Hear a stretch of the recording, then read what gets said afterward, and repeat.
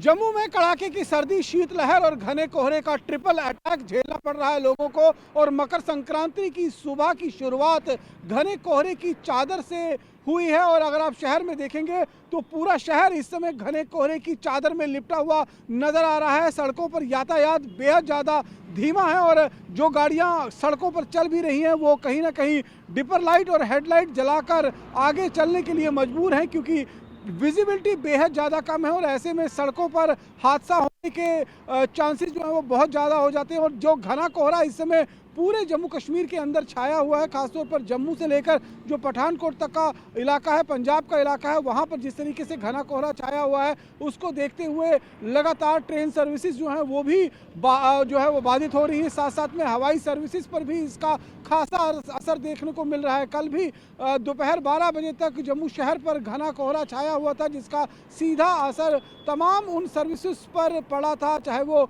यातायात हो, सड़क यातायात हो, रेल यातायात हो या फिर हवाई यातायात हो। इन पर खासा असर देखने को मिल रहा है और आने वाले करीबन 18 तारीख तक ये इसी तरीके का मौसम बना रहने का अंदेशा मौसम विभाग की तरफ से जाहिर किया गया है, क्योंकि 18 तारीख के बाद वेस्टर्न डिस्टर्बेंस एक्टिवेट होगा और उसके बाद बारिश और बर्फबारी का दौर जो है वो जम्मू कश्मीर के अंदर शुरू हो सकता है। इस तरीके का अनुमान जो है वो मौसम विभाग की तरफ से लगाया गया है। लेकिन तब तक इसी तरीके से कड़ाके की सर्दी, शीतलहर और घने कोहरे की मार लोगों को झेलनी पड़ेगी। खासतौर पर सड़कों पर चलने वाले जो दोपहिया वाहन चालक हैं उनको खासी परेशानियों का सामना करना पड़ रहा है। और अभी तक ड्राई स्पेल जो है वो पूरी तरीके से जम्मू में देखने को मिला है। बारिश नहीं हुई है, बर्फबारी नहीं हुई है, जिसको लेकर कई तरह के स्वास्थ्य समस्याएं भी लोगों को फेस करनी पड़ रही है। खासतौर पर जो स्कूल की टाइमिंग है उनमें भी बदलाव किया गया है। अब हालांकि 14 तारीख तक जो है वो स्कूल की छुट्टियों को बढ़ा दिया गया था और मौसम इसी तरीके से रहा तो आने वाले दिनों में भी और फैसला जो है वो स्कूल विभाग ले सकता है इन छुट्टियों को बढ़ा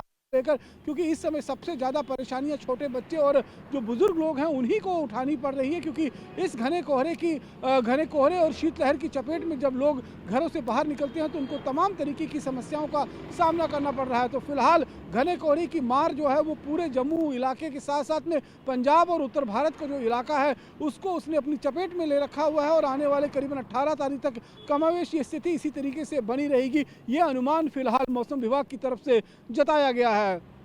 कैमरा पर्सन अनुदीप शर्मा के साथ रमन सैनी, TV9 भारतवर्ष, जम्मू।